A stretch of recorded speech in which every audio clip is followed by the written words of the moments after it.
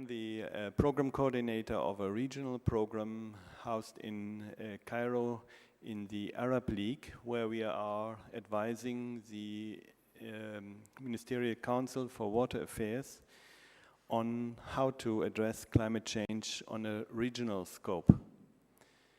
And for that, we are searching for innovations for climate change adaptation, which are suitable to be upscaled in the region of MENA.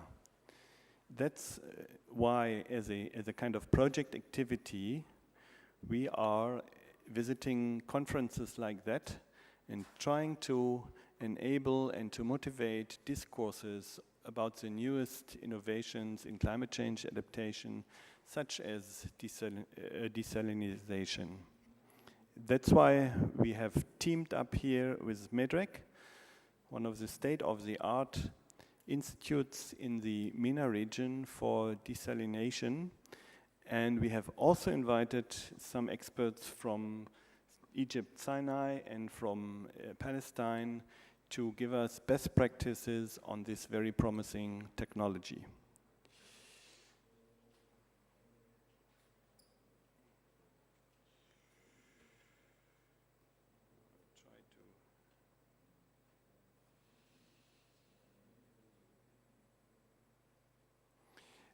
I also would like to acknowledge the presence of the director of MEDREC, which is Ambassador Mr. Mollinger.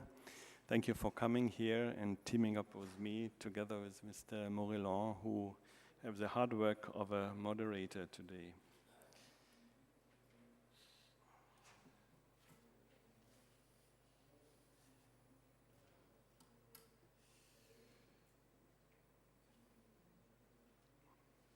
Okay, what I'm going to present to you. I would like to draw your attention about the scarcity of water in MENA region, which I will be very short because this is a community here who fully understands about scarcity of water in MENA region. Then I would like to combine that to climate change in the MENA region, which makes scarcity in the water sector even more severe. Then I am inviting you a little bit into the insights of our regional program. And in the end, I would like to deliberate a little bit about the sustainable options for desalinization. And I'm sure my colleagues later on will dwell on that in a much more detailed way. A small best practice in Zanzibar, because of course I have to play the drum of GIZ, because worldwide we are very well already engaged in this renewable energy-driven desalinization, and I give you one regional example from Zanzibar.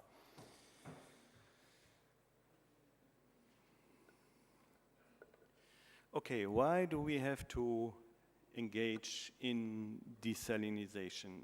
We have to really be fast in taking a critical look to this new innovation, because the gap between the use of the water and the availability of the water is widening every day. In the same time, also paradox to that, the population in MENA region is growing on a very fast speed. It's one of the highest population growth figures you can find on the globe.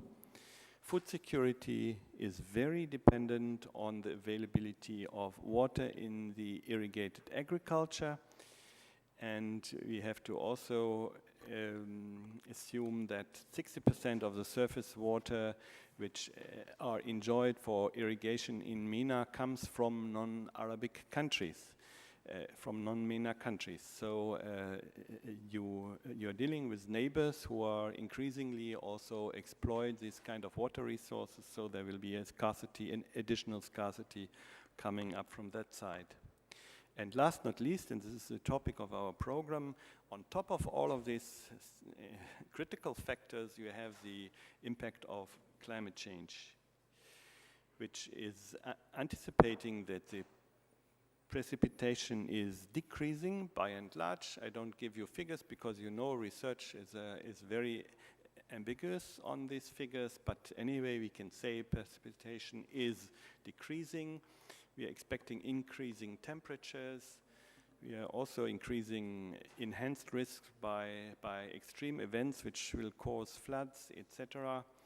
And there is another mega trend, which is a sea level rise, which will be disastrous for countries, for example, for Egypt and its delta, where most of the agriculture is being placed.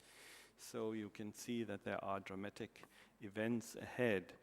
Vulnerability is, of course, to the climate-sensitive agriculture, and we also have to take care that the population at the highly populated coasts are somehow vulnerable or in danger already. This is just a figure to show that within the next 20 years, we are not talking 100 years, we're talking 20 years, water severity will really dramatically increase, not only in the countries who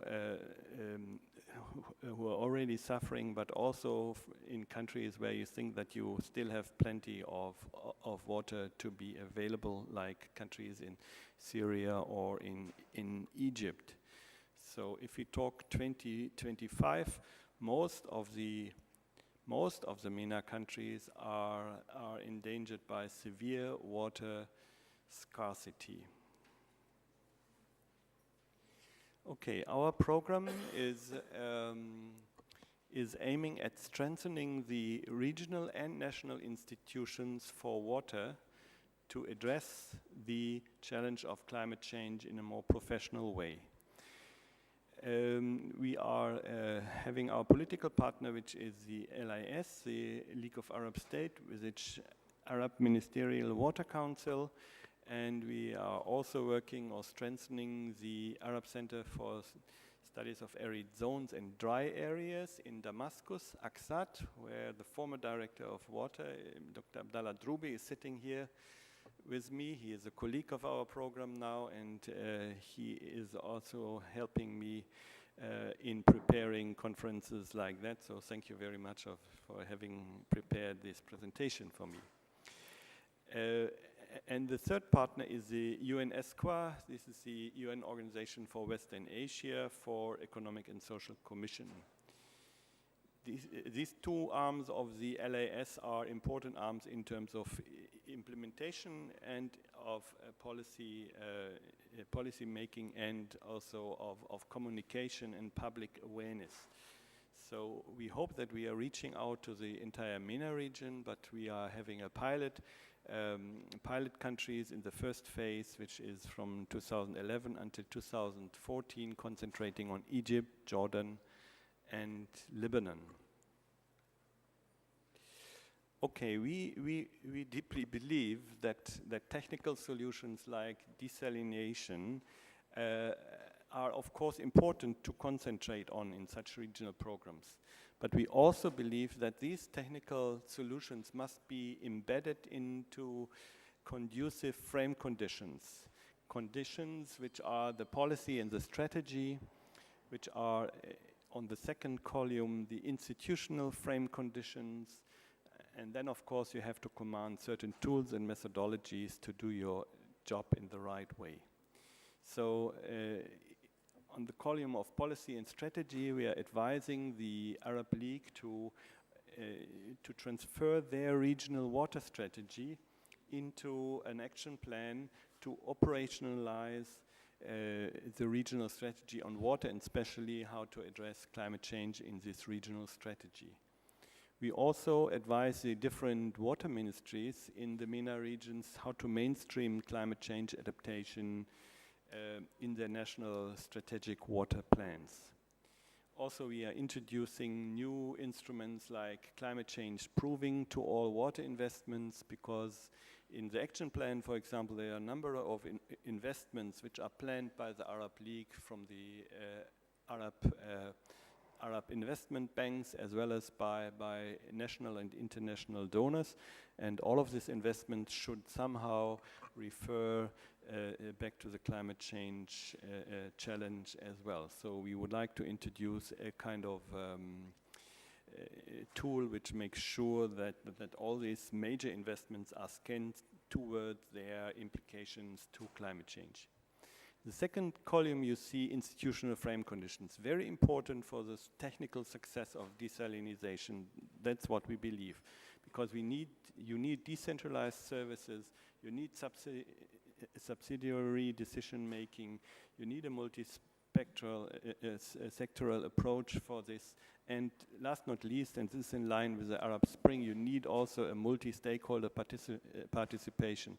Not only the technicians are responsible for the decision of how to make a desalinization plan work, but also the users themselves, who will be mainly responsible also to drive the whole business. About the tools and methodology, I would like to quickly give you an insight how we are working on the scientific tools, how to predict climate change. 5 minutes, my moderator is doing his job well. We are trying to integrate the regional climate models, which are downscaled from global ones, and we are looking to what does a changed climate does to the water system, and later on we see how the changed water is doing with the human environment. So there is, of course, a certain vulnerability exposed to the people who are living on the ground, and they will also react, and they might even then fuel the reasons for climate change if they are getting into trouble. So this is a system of vulnerability assessment, regional downscaling of climate forecast, hydrological modeling, and then socioeconomic analysis. And in the end, you're coming up with a vulnerability mapping, which will be also very important for MENA to also raise international funds for climate change, because you have to argue which indicators are fulfilled to get the international climate change funds available for MENA region. I spare you the other technical details, but in the end, you know, we would like to come up with vulnerability hotspots where you can really take precautions action, not to be surprised by the serious events of climate change. Oh.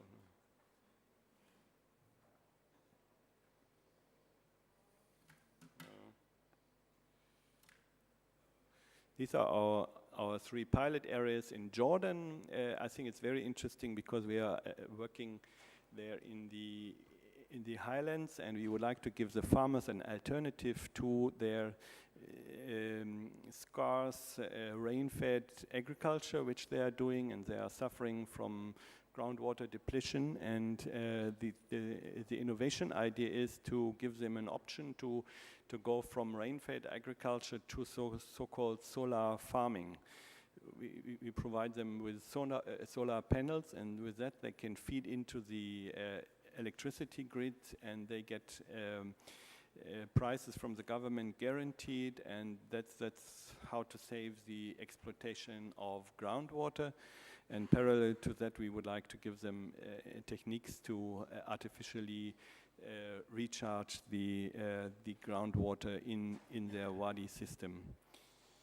The other 2 pilots are still in discussion with Egypt. It might be the Northern Delta, and in Lebanon it will be the anti-Lebanon and also some artificial groundwater recharge in the sediments. Okay, desalinization, is it a sustainable option? The Arab water strategy is clearly saying yes, it has to be taken into account. There is no alternative to it, but the main challenge is make desalinization more sustainable and affordable on a small scale in rural, remote areas. So this technology and the most investment in research is not going into these decentralized systems, but rather into these centralized, bigger systems, and that's why we would like to get the attention of research, academia, and politicians to the people who are really in need and who are really suffering from climate change. There are some socioeconomic considerations and some ecological considerations. social concerns are, if you have centralized larger plants, then you're running into the risk of high dependencies on these plants, and there might be earthquakes or terror attacks or whatsoever, which might destroy these centralized plants. So decentralized is always more safe than centralized. Then inclusiveness is very important, because if it comes to drinking water, the government cannot afford to exclude geographical areas. Neither they can exclude parts of the society which cannot afford the drinking water, which might be in the beginning more expensive to get from desalinized plants. But there must be ways and means how to make a kind of equity in that kind of field, not to get certain negative impacts on the technology by excluding societies or geographical areas. Cost intensiveness is still a problem to be overcome. My colleagues will talk about it.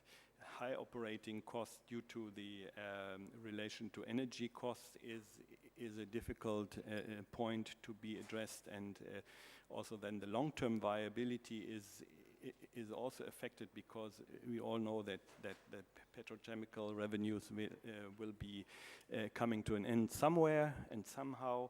And so if you're dependent on fossil energy, it will be very difficult to play the cards of desalinization plants, especially for countries who don't have that oil at all. Sophisticated technology is involved, so assembly and maintenance of required maintenance definitely requires well-trained people and staff.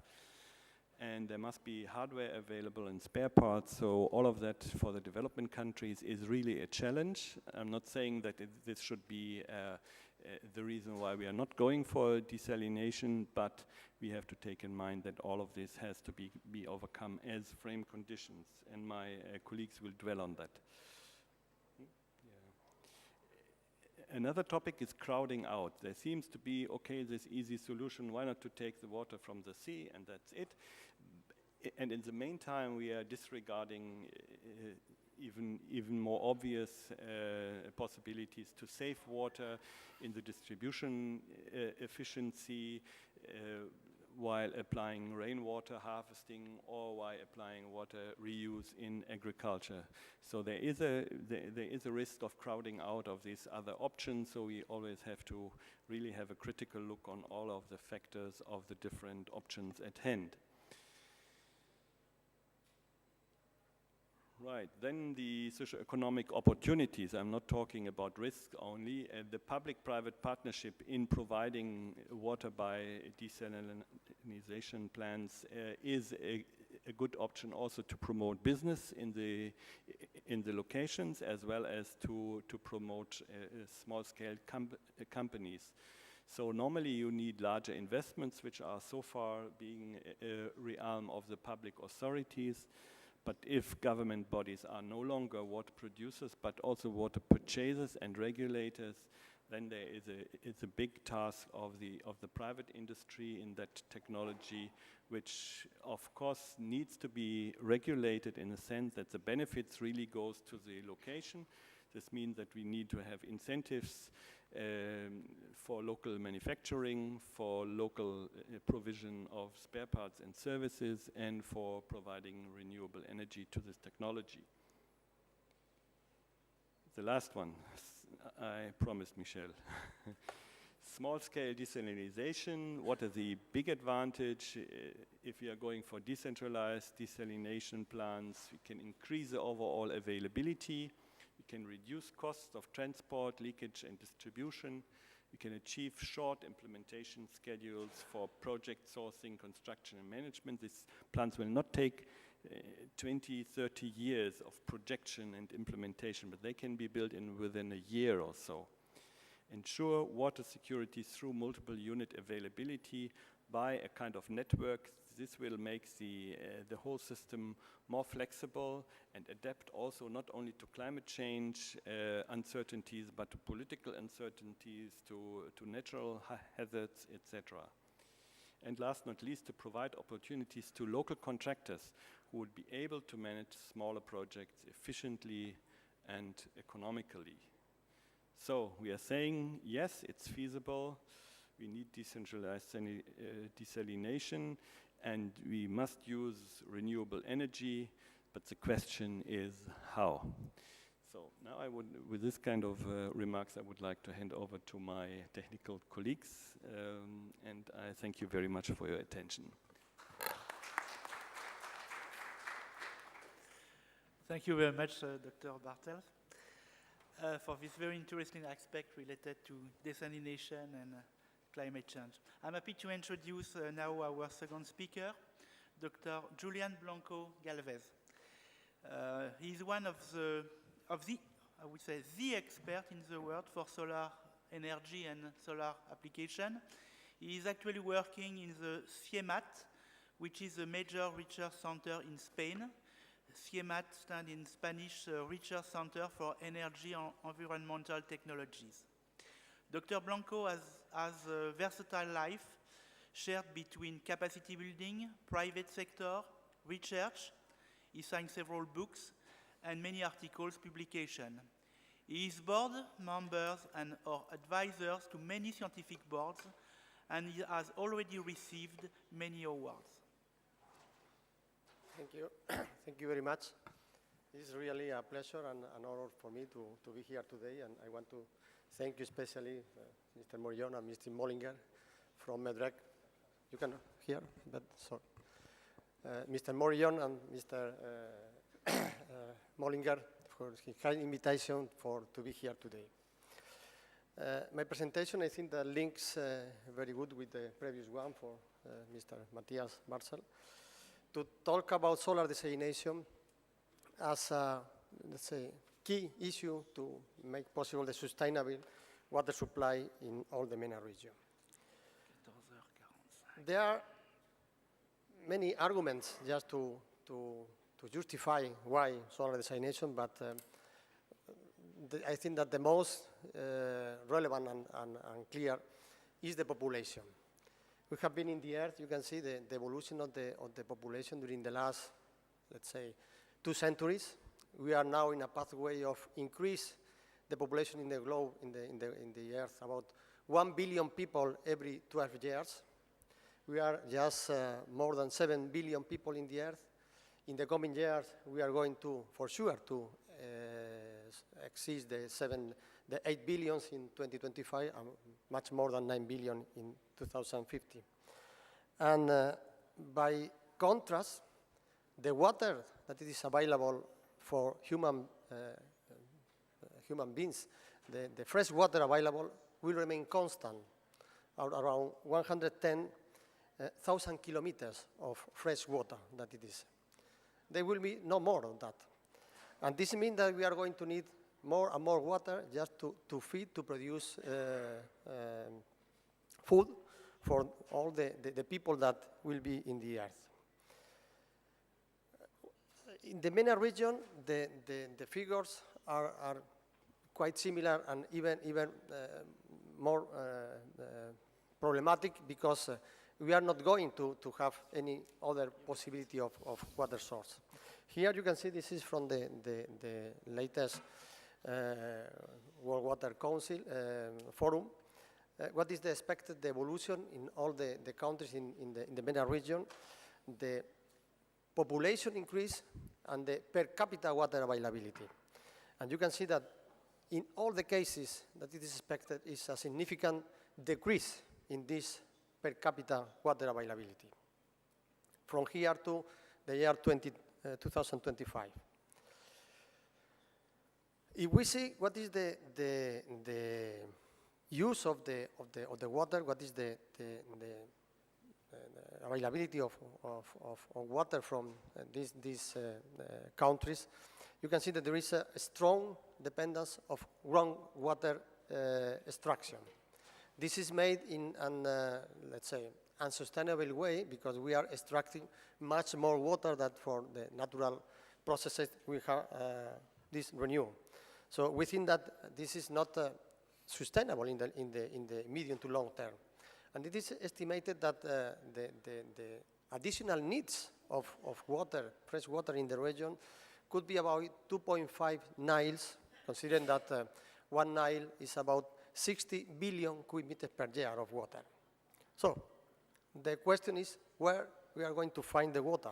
So as the figures, the sources are very limited, desalination is one of the only feasible option. So we have to realize that desalination will grow significantly in the coming years. And it is today a very, very large activity in many of the countries. And what it is relevant is that most of these countries, the desalination has very high activity, are the countries with highest solar radiation potential. So this is why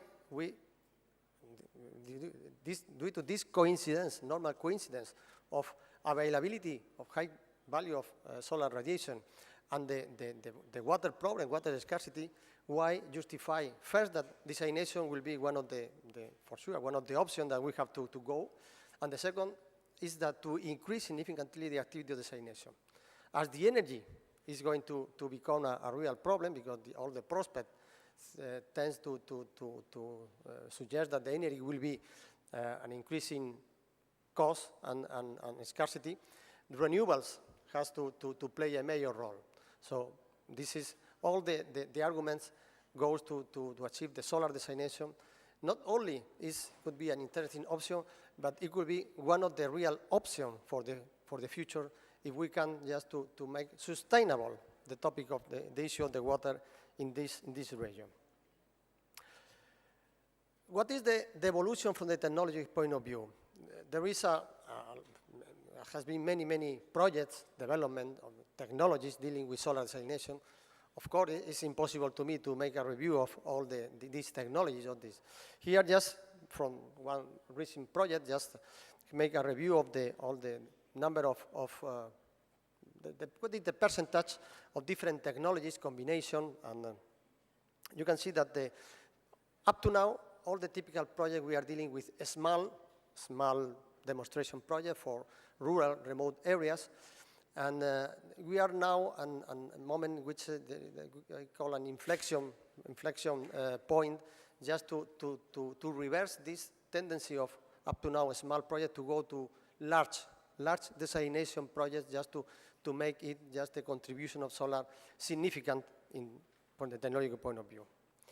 Up to now, most of these projects has dealt with reverse osmosis and photovoltaics, which is easy. I'm going to summarize here very quickly what are the two main technologies of combination just to go to large desalination project of, let's say, technologies dealing with solar energy.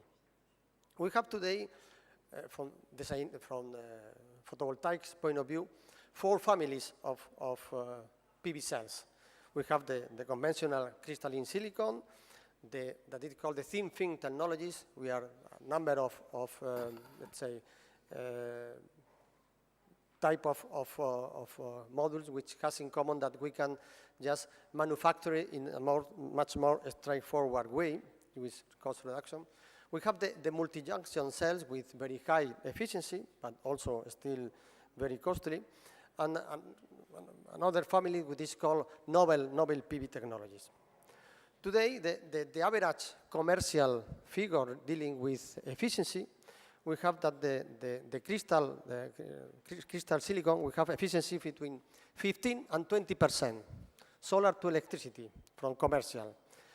The thin films, we have around 9 to 12%, and the other, that it is multi-junction, we have up to 40%, and the emerging is about 5%, very.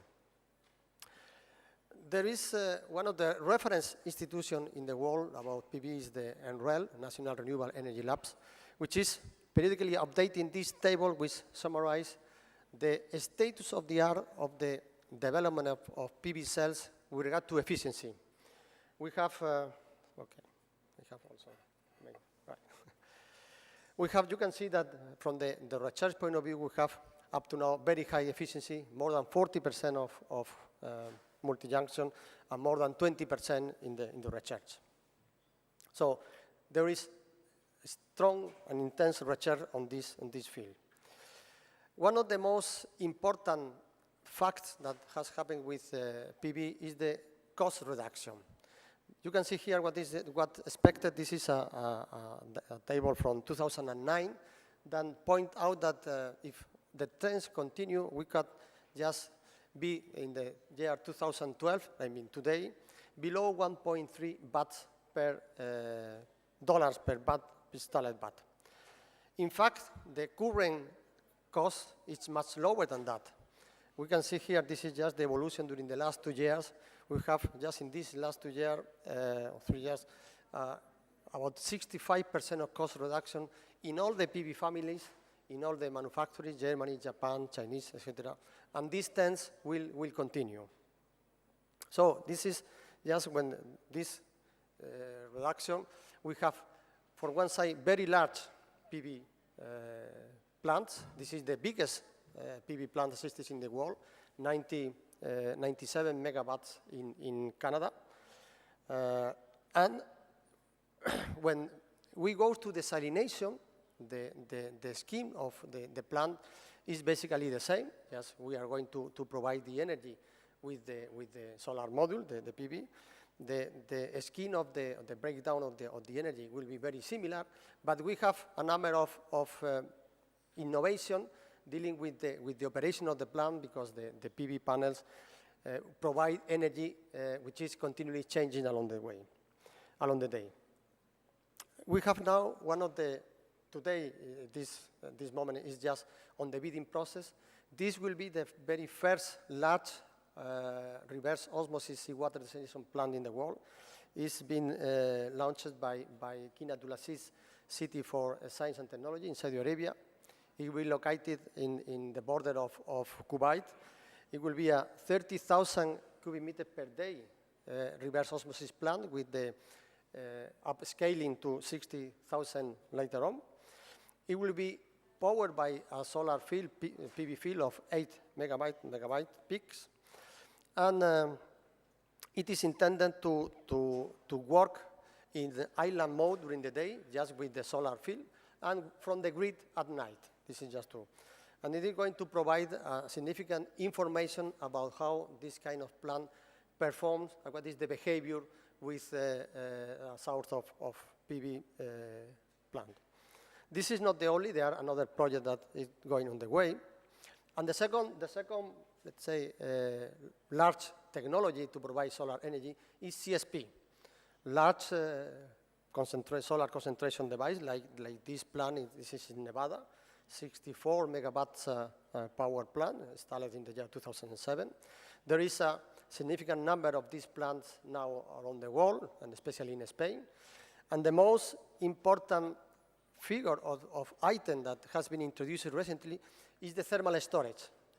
There are 2 big molten salt tanks just to provide, to store thermal energy in a very efficient way, more than 90%, and make possible to operate the plant up to 7 hours without any input, just the turbine at full capacity. These are typical plants to produce power, not typically from 50 to even several hundreds of megawatts of operation. Now, the biggest project in the world is under construction in Arizona, 280 megawatts of CSP plant, parabolic thrust by Abengoa. This is you're not going to enter into the details of the process, how it works, but basically we are dealing with a steam cycle that operates under base load condition without any interruption during typically 14, 15 hours per day. There is also another technology like this tower, which has been the very first in the world that last summer started to operate 24 hours continually. It has 17 hours of thermal storage and make possible to operate from, let's say, spring to autumn, 20 hours continually on solar energy. This has been a big milestone. This is a tower system. Another technologies like this one is also under construction in the US, 440 megawatts.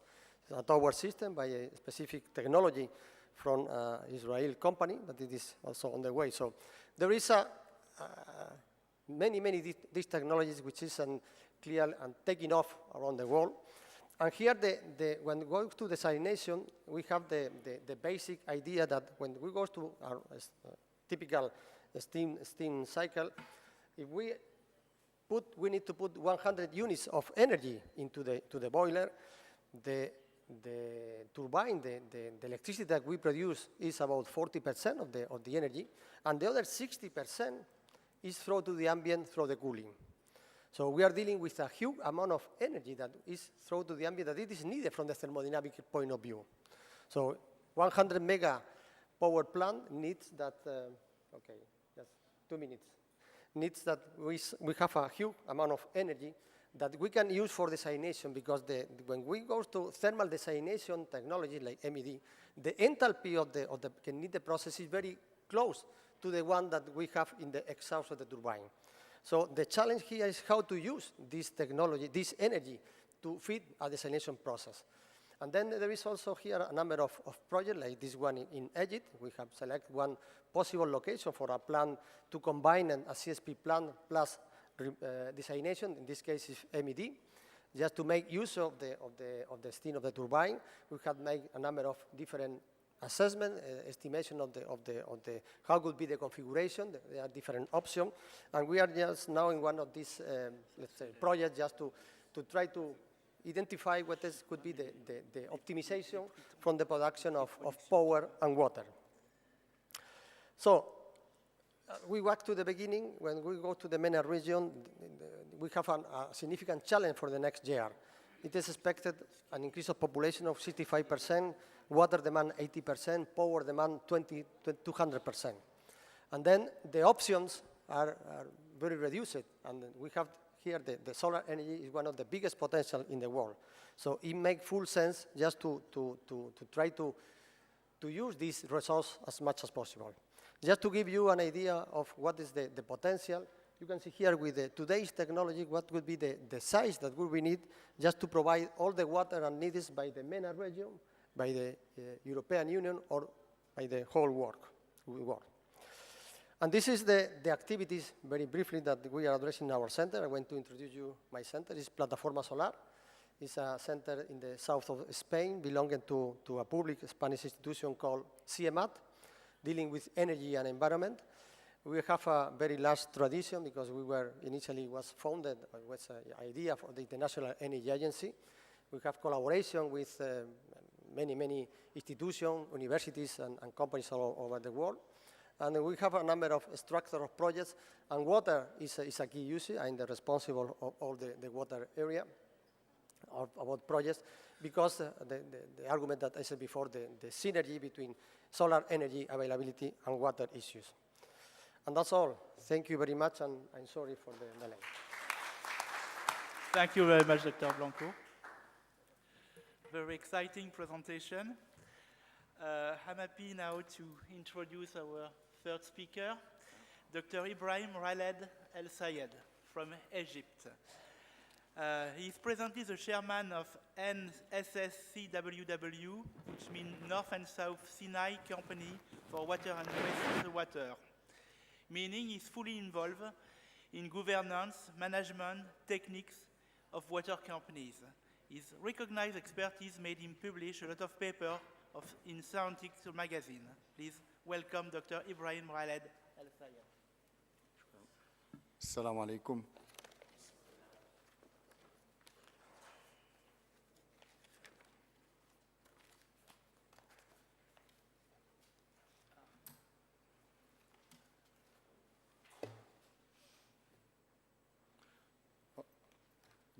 الدراسة العملية اللي بنشرحها لحضراتكم النهاردة، أو البيبر، موضوع البحث اللي بنتقدم به لحضراتكم النهاردة، دراسة عملية عن محطة تحلية مياه البحر بمدينة نويبع في جمهورية مصر العربية.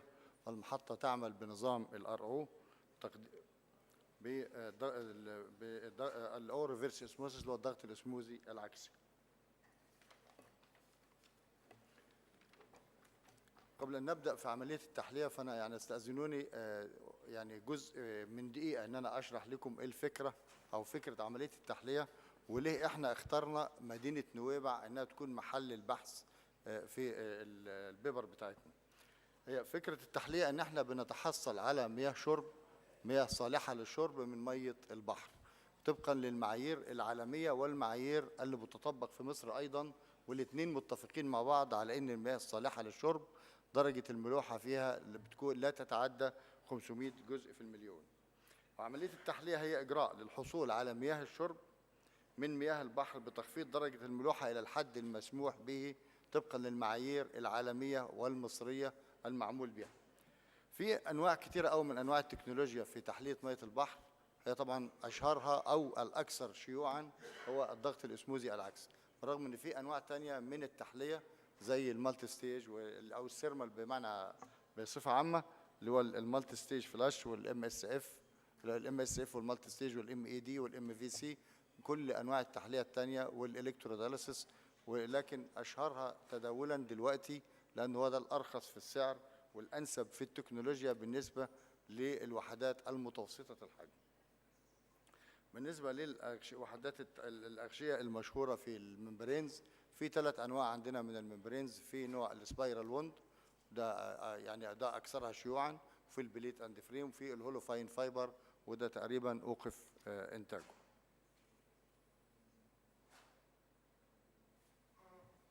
Very change.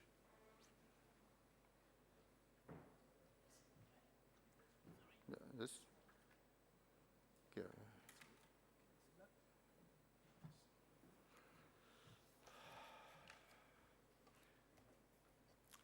في الحالة اللي درسناها حاليا في محطة نويبع، المحطة ديت احنا اخترناها بعناية لأن عندنا العديد من محطات التحلية في سيناء شمالا وجنوبا، ولكن اخترنا محطة نويبع بالذات لأن فيها أكثر من سبب. أولا هي تقع على منطقة خليج العقبة، ودرجة الملوحة في منطقة خليج العقبة درجة ملوحة تعتبر من درجات الملوحة العالية جدا لأنها 44,000 جزء في المليون.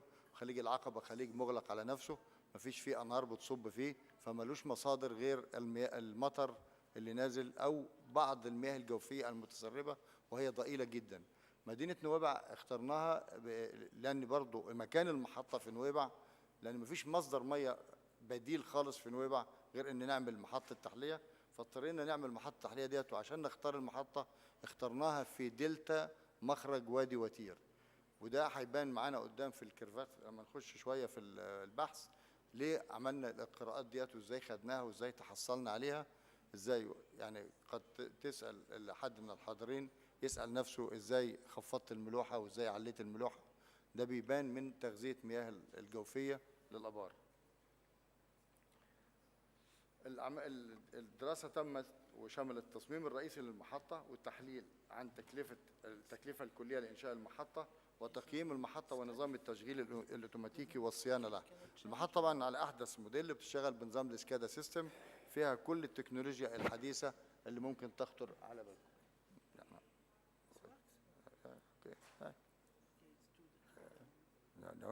اوكي. يس.